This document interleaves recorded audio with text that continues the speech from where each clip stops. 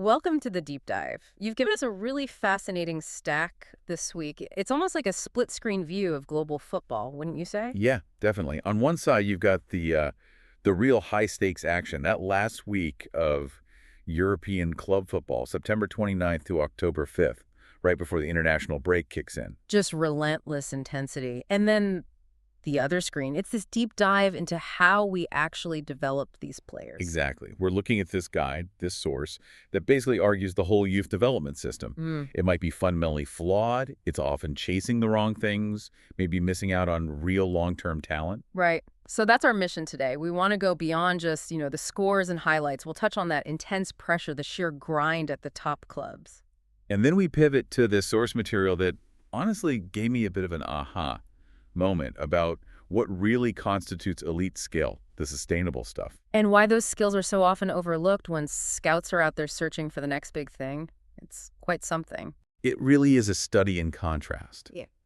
You see the finished articles, the Haalands, the Mbappés performing under immense pressure. But then you have to look at the conveyor belt, the system that produced them. And crucially, think about how many potentially brilliant players, maybe future replacements for injured stars, are getting filtered out way too early. Okay, let's dive into that immediate context first. That week, September 29th to October 5th, 2025. It wasn't just another round of games, was it? No, not at all. It felt like a culmination. Yeah. The domestic pressure cooker was absolutely at its peak right before everything shifts to the national teams. That pressure, yeah, that's the word. Look at the Premier League. Chelsea getting that massive 2-1 win over Liverpool. Huge result. And it wasn't just the points. It was the cost. The physical and mental toll you could almost see. It just highlights how tight things are. And City and Arsenal kept pace too, right? Important wins for them as well. Absolutely. Zero room for error at the top there. That's just the Premier League these days. Relentless pressure. Okay. And then over in Spain, La Liga, similar kind of intensity. Similar, but maybe manifested a bit differently. Real Madrid and Barcelona, both winning again. Just neck and neck. It's that constant response, isn't it? One wins, the other has to win. It pushes them both to, frankly, unsustainable levels sometimes. Week in, week out. But then Italy, Serie A, gave us something different. Ah, yes, the big one. Juventus versus AC Milan. Ended 0-0. And, sometimes those 0-0 draws tell you more. Super tense, really tactical. Two giants just refusing to give an inch. Shows that competitive balance, the tactical chess match. Definitely. And amidst all that domestic stuff, let's not forget the Champions League midweek. Right. PSG beating Barcelona 2-1. That's a huge statement on the European stage. Massive. It just reminds you, these players are constantly switching between these incredibly high-intensity environments, club, country, domestic league, Europe. And that intensity, well, it has consequences. Which brings us neatly to the next point, the shift to international duty. Yeah, the club game pauses, and boom, the focus snaps instantly to the World Cup qualifiers, the road to 2026. And the timing couldn't be more critical, especially considering the attrition rate we just talked about. Exactly. We got confirmation of some pretty significant injuries. Key players. Manchester City's Rodri, their midfield general, basically. And Chelsea's Reece James, that powerhouse down the right flank. Oof. And the timing for their countries? Terrible. Just awful. Both immediately ruled out of these upcoming World Cup qualifiers. Wow. So for Spain, losing Rodri, that's fundamental, isn't it? Oh, it forces a complete strategic rethink. He's their anchor. And England losing James, you lose that dynamism attack and defense. It really drives home how that relentless club schedule directly impacts the national teams right when it matters most. It's the system cannibalizing itself, in a way. Yeah. The club demands sideline key national assets. The margins are just incredibly thin. Yep. But even with players dropping out, the guys at the very top, the goal machines, they just keep going. They do. You look at the Golden Boot races. Harry Kane, Kylian Mbappé, Erling Haaland. All leading the scoring charts in their leagues, just operating at an unbelievable level. They are the successful products, I guess. They are. They're the proof of concept. They have the speed, obviously, but they also have that elite technique, that intelligence to deliver consistently. Which is the perfect pivot, actually. We've seen the elite performers, the Haalands, the Kanes, even the injured James and Rodri.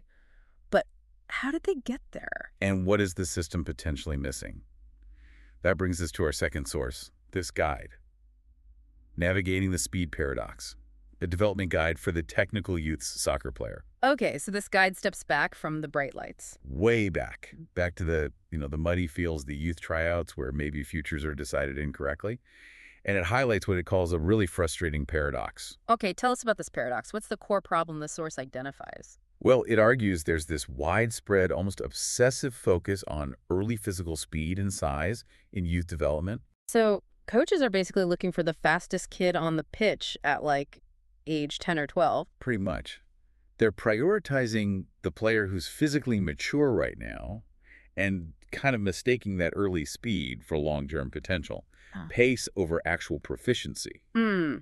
Okay, I need to push back slightly there. Speed is important at the top level, surely.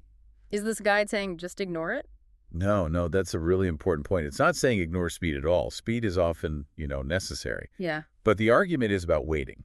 Ah, okay, so don't overvalue it at the expense of other things. Exactly. Speed might get you in the door, maybe, but it shouldn't be the only thing they're looking for, especially early on. It's not the sole definition of talent. Right. So if sheer speed is getting all the attention, what specific skills, the ones that maybe last longer, are being overlooked? What does the source say? It gets quite specific. It talks about things like specialized technical skills under pressure, and crucially, football intelligence, game understanding. Give me an example. Okay, so a coach might pick the fast kid who just kicks it long over a maybe slightly slower player who's brilliant at, say, progressive passing.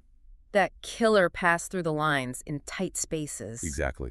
Or they might prioritize just straight line speed over close control under pressure. Shielding the ball, wriggling past a challenge when things are tight. I see the connection now. That ability to make the right pass under pressure or keep the ball when surrounded, that's pure Rodri, isn't it? Spot on. That's the technical skill and the intelligence. That's the stuff that makes players elite and keeps them elite long after maybe their peak physical speed is gone. It's the problem-solving ability. So this guide, it's really speaking to the listener, maybe a parent or a young player who feels this directly. Absolutely. It's aimed squarely at the technically gifted, intelligent player who keeps getting overlooked because maybe they aren't the quickest kid out there right now. They see their kid making smart plays, threading passes, but the coach is wowed by the sprinter. Right. It recognizes that frustration. The kid is being undervalued because the tryout system, maybe unintentionally, is just better at spotting raw physical traits than it is at spotting cognitive ability or really refined technical skills. It is quite jarring when you think about it. You see Haaland scoring for fun, but then you consider how many players with maybe different kinds of gifts were told not fast enough at 13 or 14. It really resonates. And the guide, importantly, doesn't just complain about the problem.